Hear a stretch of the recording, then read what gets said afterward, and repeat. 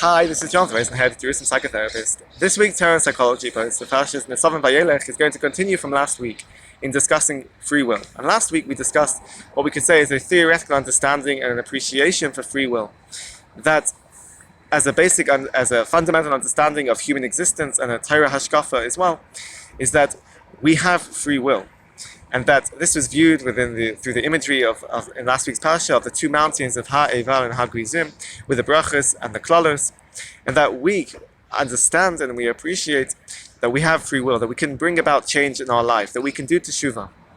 And even though there is a psychological debate between determinism and free will, we understand based on a Torah and a psychological and a moral and even societal level that free will is this fundamental element and ingredient to our human existence, and it is our responsibility to acknowledge and appreciate that we have free will. However, it still leaves the question that even if we have this theoretical understanding of free will, why is it so difficult to implement free will? Why is it so difficult to bring about change in our life? And I think this lies within the concept or the issue of habituation. That we said last week that the Yetzer Hara creates this indecisiveness and this confusion perhaps in being able to implement free will. But if we see how the effect of the Yetzer Hara manifests, it manifests through habituation.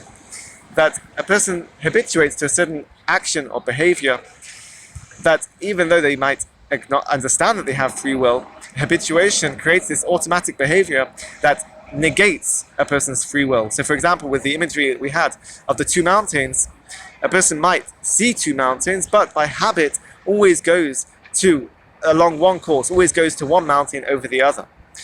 And or alternatively, it could be that even though there are two mountains, a person only sees one mountain, only sees one choice. And this is because habit is what creates and the effect of habituation creates, in a sense, it influences how we perceive the world and how we interact with the world around us.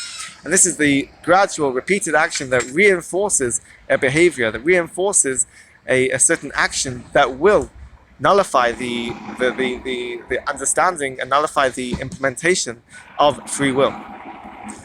So what can we do to overcome habit? What can we do to break the habit and to, in a sense, to change the way that we perceive our life and change the way that we interact with the world around us, to be able to really use and implement free will in an active way?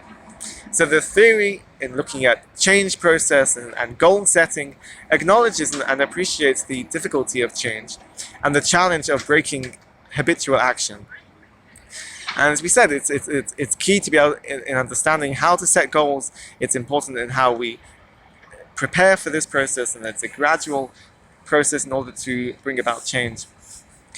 But what we need to understand is, and this is something which is expressed through the psychological literature, is to reach a level of agency.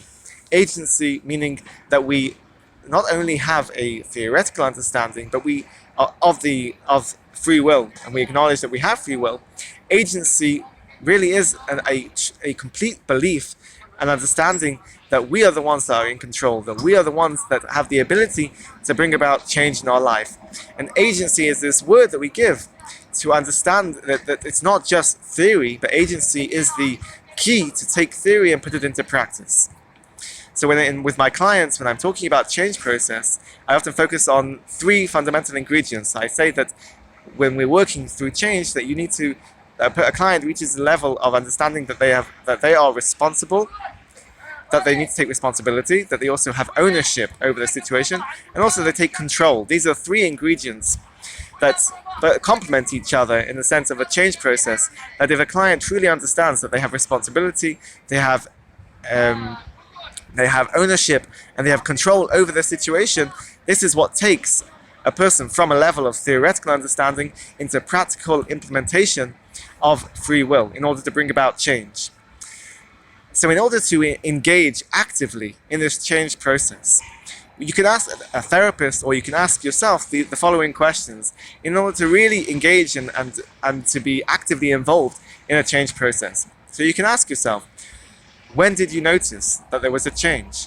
What did you notice had changed?